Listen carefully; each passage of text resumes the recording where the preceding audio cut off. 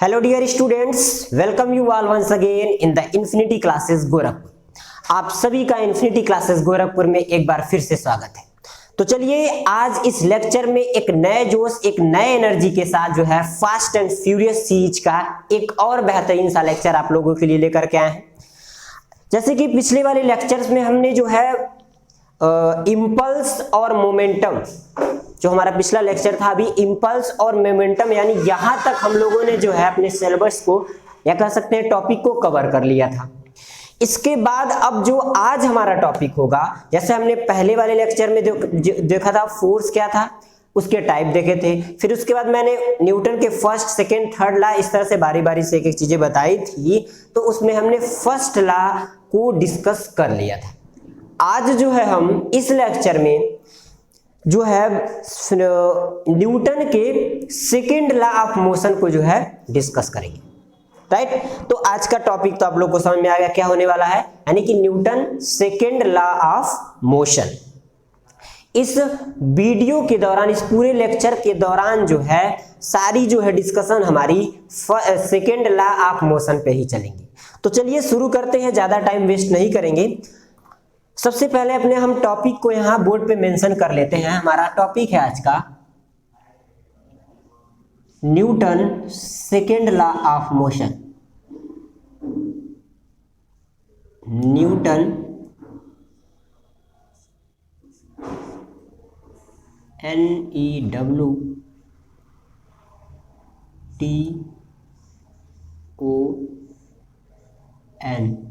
Newton second law of motion. Second SECOND second law LAW law of motion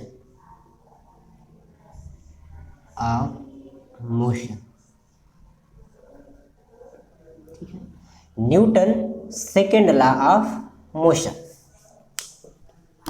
टॉपिक को लिखने में काफी टाइम लग गया। Newton second law of motion. चलिए, Newton second law of motion क्या कहता है? इस लॉ के अकॉर्डिंग इसका स्टेटमेंट कुछ इस तरह से, जो rate of change of momentum होता है, rate of change of momentum का मतलब क्या हुआ कि किसी बॉडी के कोई मान लीजिए कोई बॉडी है या कोई ऑब्जेक्ट है जिसका मास m है, उस पे फोर्स अप्लाई किया जाए और उसके अंदर क्या हो, वेलोसिटी एक्वायर्ड, तो उसको हम लोग मोमेंटम कहते हैं। पिछले वाले लेक्चर में बताया था मैथमेटिकली भी कि P is equals to mv, यानी कि P मोमेंटम हमारा हो गया, m मास, v वेलोसिटी, तो P is equals to mv होता है। तो वही इसमें भी है Newton second law of motion में कि अकॉर्डिंग टू दिस लॉ, यानी कि according to Newton second law of motion, the rate of change of momentum is directly proportional to force. जो rate of change of momentum होता है वो force के directly proportional होता है in the direction of applied force, यानी कि जिस डायरेक्शन में आप फोर्स को अप्लाई कर रहे हैं। तो चलिए स्टेटमेंट को जो है एक बार लिखते हैं, उसके बाद जो है इसको समझने की कोशिश करते हैं। तो according to the Newton second law of motion, according to the Newton second law of motion, सबसे पहले अपने टॉपिक को एक बार दोबारा जो है second law of motion, second law of motion, second law of motion.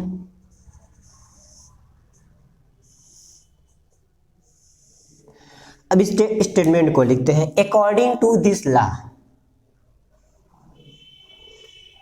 According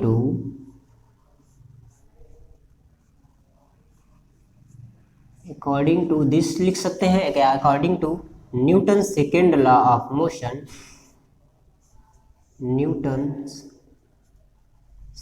second law of motion, second law of motion, the rate of change of momentum, the rate of change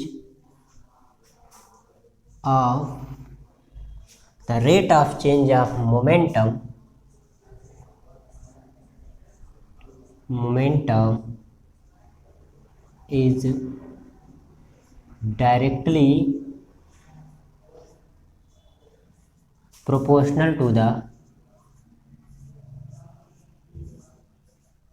directly proportional to the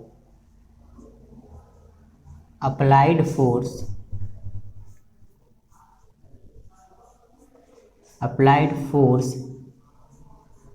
in the direction of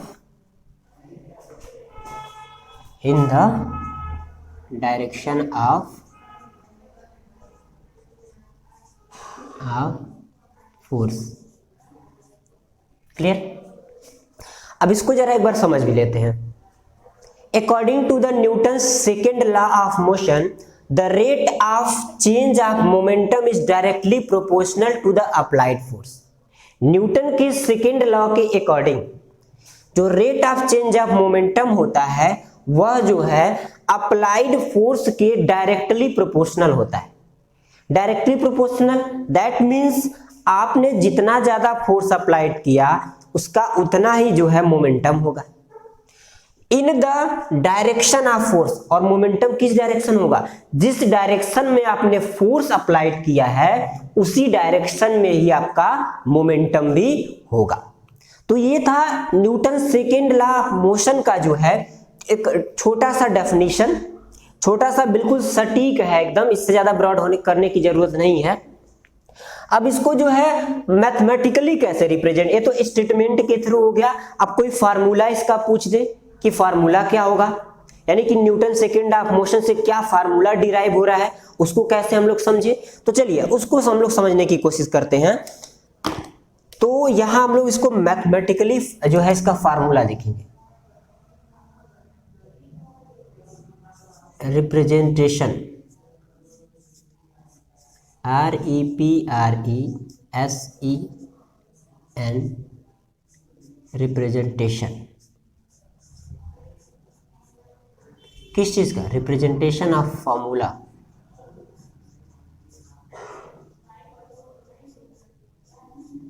formula कैसे represent किया जाएगा? Mathematically.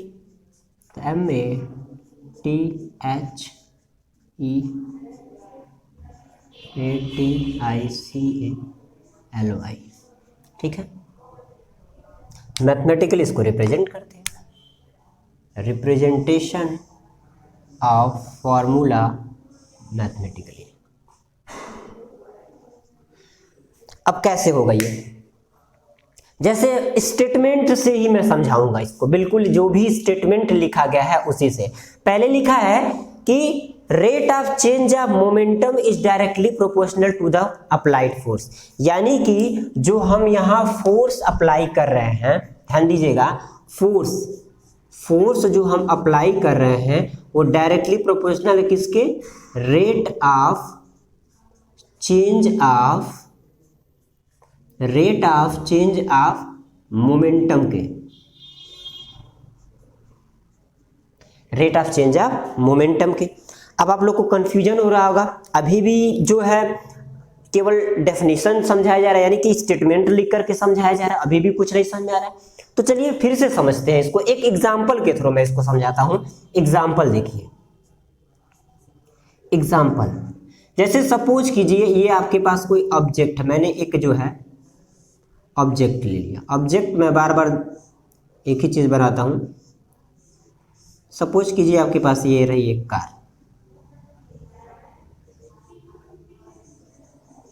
ठीक है, ये रही आपकी car.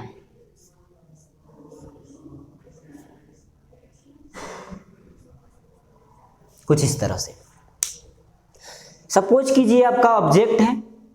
Object का मास हम लोग सपोज कर लेते हैं कुछ मान लेते हैं इसका मास क्या है, mass is equals to m है। ये अभी इसका इनिशियल जो इसकी वेलोसिटी है, एक ऑब्जेक्ट है जिसका मास m है, इनिशियल वेलोसिटी इसकी मान लेते हैं u। इनिशियल वेलोसिटी क्या ले लेते हैं, इज इक्वल्स टू u, और फाइनल वेलोसिटी इसकी ले लेते हैं, फाइनल वेलोसिटी इसकी ले लेते हैं क्या, v। यानी कि मान लीजिए फाइनल वेलोसिटी v कैसे होगा, जब इस पे फोर्स अप्लाई किया जाएगा, ये आगे की तरफ मूव करेगा, अपने पोजीशन को बदलेगा, तो उसकी कुछ ना कुछ फाइनल वेलोसिटी होगी। इनिशियली अगर कह दें, मान लीजिए u है इसकी वेलोसिटी। क्लियर हो गई बात। अब आगे इसको समझने की कोशिश करते हैं इसके माध्यम से। लिखा है force is directly proportional to rate of change of momentum. अब rate of change of momentum का मतलब क्या हुआ यहाँ पे, rate of change of momentum का मतलब, मोमेंटम क्या होता है, मोमेंटम होता है p is equals to m into v। Momentum यही होता है। Rate of change of momentum अगर कहे तो mv बाई टी कर सकते हैं। अब एक ऑब्जेक्ट के पोजीशन की बात हो रही है, ये इनिशियल पोजीशन फिर फाइनल पोजीशन, तो उस केस में हम लोग लिख सकते हैं क्या कि जो हमारा मोमेंटम होगा p is equals to m u minus m v upon T लिखा जा सकता है। चलिए उसी चीज को मैं यहां देखो लिखने की कोशिश करता हूं। जैसे फोर्स जो है हमारा, फोर्स जो है हमारा वो डायरेक्टली प्रोपोर्शनल है किसके, rate of change of momentum के। Rate of change of momentum का मतलब क्या हुआ, m u minus m v upon T. Clear है। Rate of change of momentum के फोर्स जो है डायरेक्टली प्रोपोर्शनल है। आगे देखते हैं।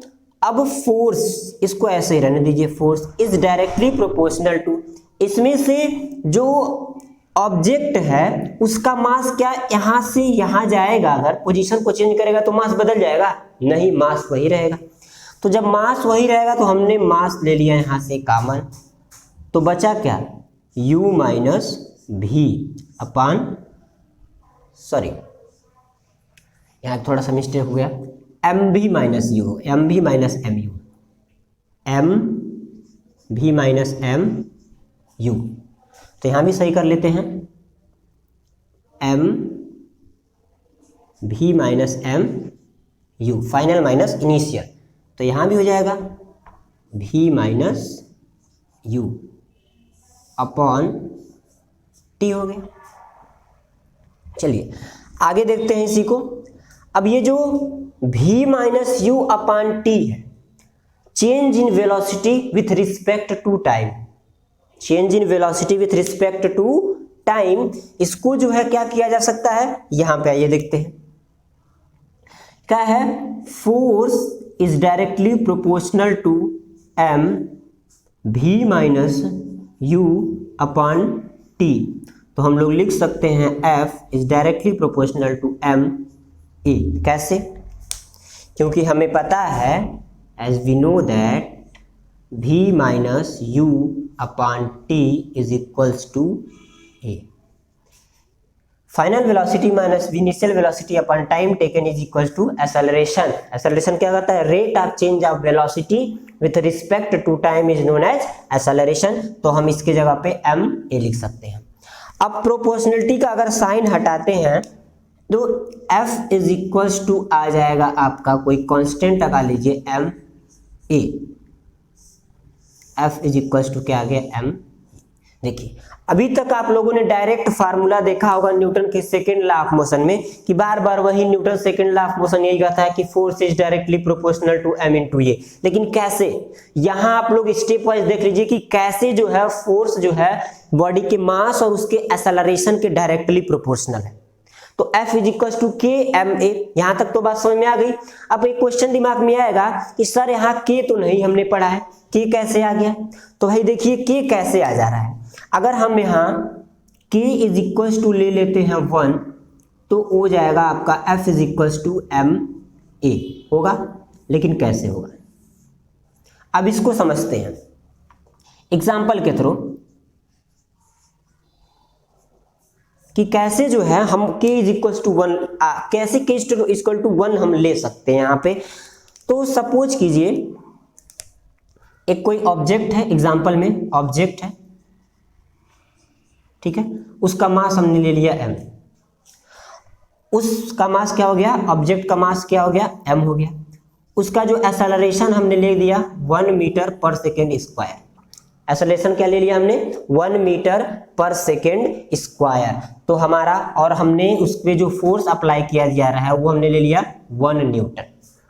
चलिए अब सारे ये जितने भी हमारे पास डाटा है इसको जो है ला करके इस वाले में रख दीजिए, तो क्या मिलेगा हमें, देखिए हमारे पास क्या था, F is equals to KMA था, KMA था।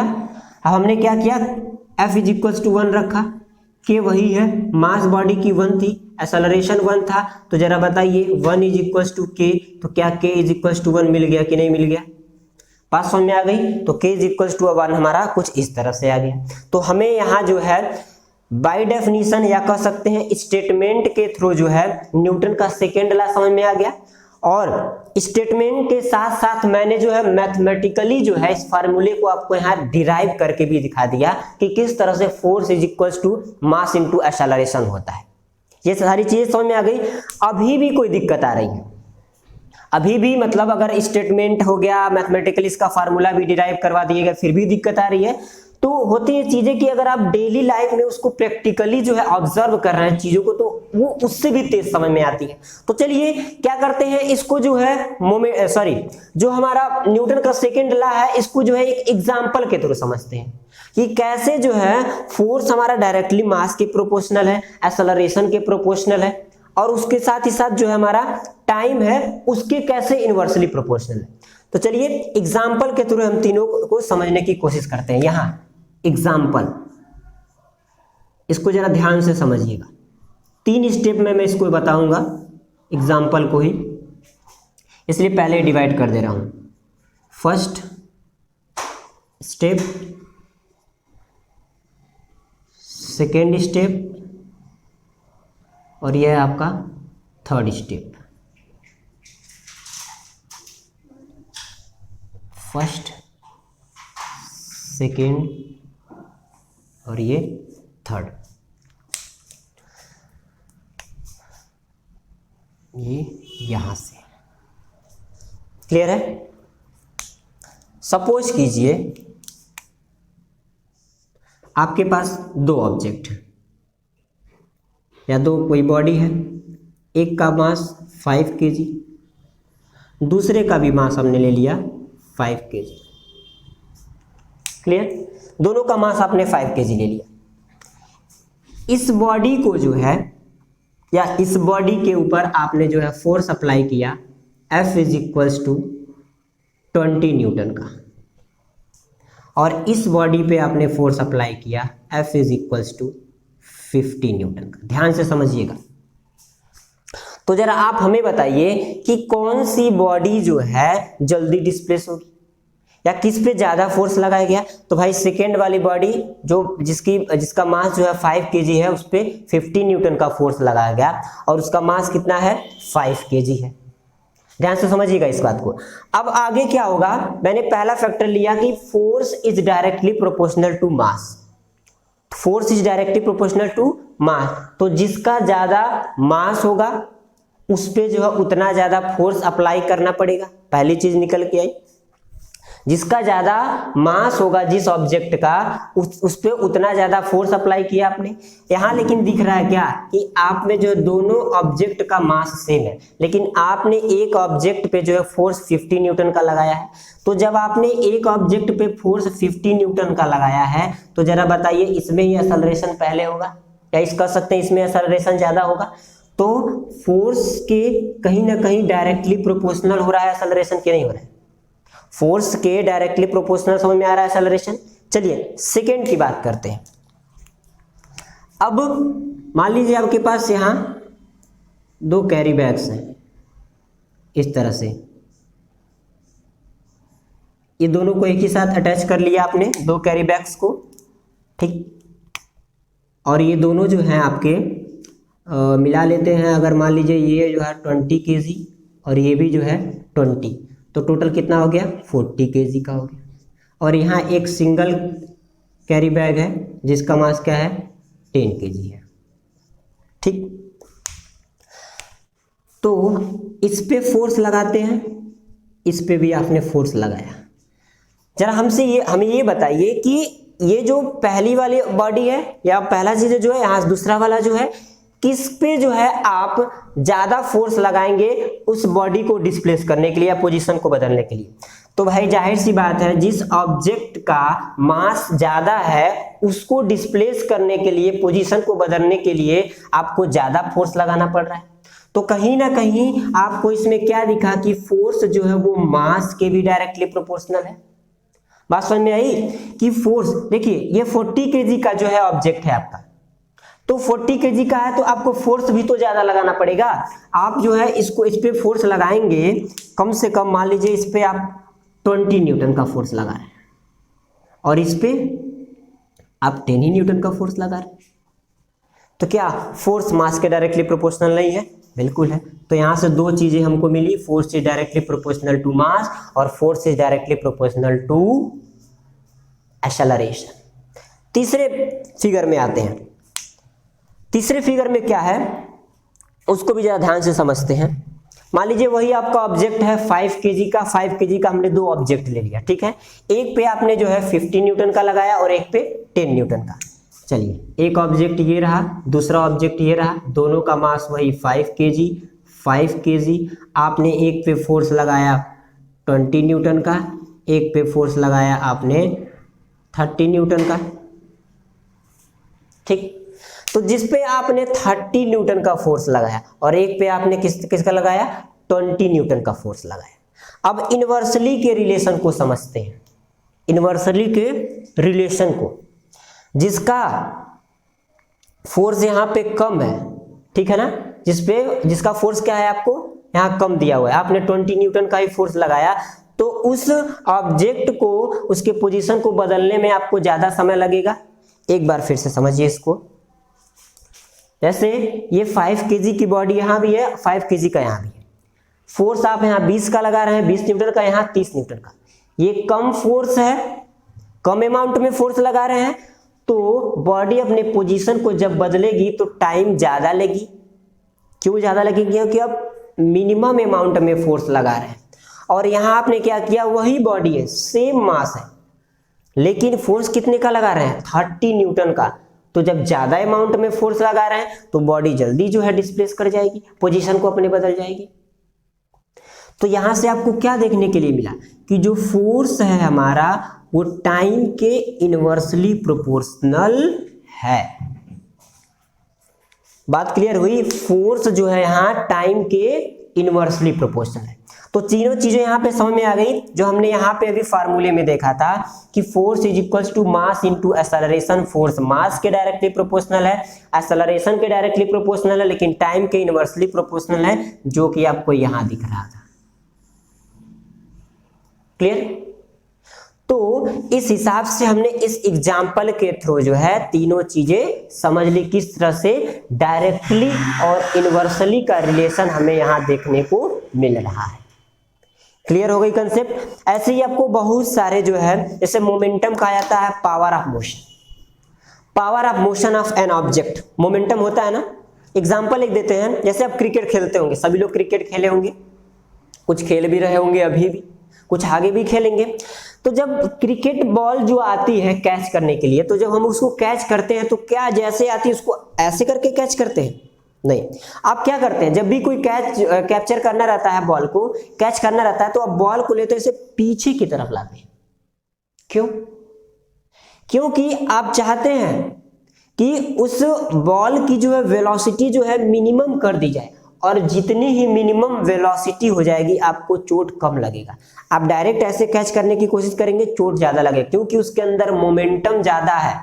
और जितना ज्यादा मोमेंटम, मैंने पहले भी बताया था कि जितना ज्यादा मोमेंटम होगा वो उतना ही इंपैक्ट डालेगा। तो आप क्या करते हैं, हाथ को अपने पीछे की तरफ लाते हैं, तो पीछे की तरफ वाले से क्या होता है, उस बॉडी के अंदर या उस बॉल के अंदर जो मोमेंटम होता है वो डिक्रीज हो जाता है, धीरे धीरे क्या हो जाता है, कम हो जाता है। इस वजह से हमें चोट कम लगती है। और वही बिल्कुल सीधे ऐसे करके अगर आप कैच ले रहे हैं तो आप प्रैक्टिकली इसको ऑब्जर्व कर लीजिएगा, एक बार प्रैक्टिकली देख भी लीजिएगा कि सीधा कैच लेने से और हाथ को पीछे लेकर के आने में क्या डिफरेंस आ रहा है। फिर उसके बाद मुझे इस वीडियो को ओपन कीजिएगा, आप कमेंट कीजिएगा कि हाँ सर आप बात सही कह रहे थे। सब कुछ फिजिक्स, सब एवरीथिंग फिजिक्स पे डिपेंड करता है, हर चीज को फिजिक्स से रिलेट किया जा सकता है। तो चलिए फ्रेंड्स, आज जो हमारा ये लेक्चर था Newton second law of motion, I hope आप सभी को जो है बेहद अच्छे तरीके से समझ में आ गया होगा। अब इसी तरह से हमारे साथ जो है इस इन्फिनिटी क्लासेस के साथ जुड़े रहिए। ऐसे ही जो है आप लोग को जो है यूनिक से यूनिक वे में जो है आपको एकेडमिक जो मैं अभी इस समय पढ़ा रहा हूं आपको प्रोवाइड कराऊंगा सारे नॉलेजेस। और बात करें नोट्स की, तो नोट जो है आप आसानी से बना सकते हैं। मैं पढ़ाते पढ़ाते कुछ समय के लिए जो है स्क्रीन से थोड़ा सा बाहर होता हूं ताकि आप लोग स्क्रीनशॉट ले सकें, और स्क्रीनशॉट ले करके जो है बिल्कुल इजी वे में जो है नोट आप बना सकते हैं। तो आप लोग जो है जब भी मैं वीडियो बनाता रहूं तो आप लोग क्या कीजिए, उसका स्क्रीनशॉट ले लीजिए। और मैं इसका विशेष ख्याल रखूंगा कि मैं पूरा वीडियो बनाने के बाद एक बार जो है पूरे कैमरे से थोड़ा सा बाहर आ जाऊं ताकि आप लोग एक बार स्क्रीनशॉट ले सकें।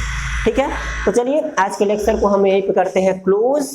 तब तक के लिए आप लोग अपना ख्याल रखिएगा और अपने फ्रेंड्स में इस वीडियो को शेयर जरूर कीजिएगा। Thank you.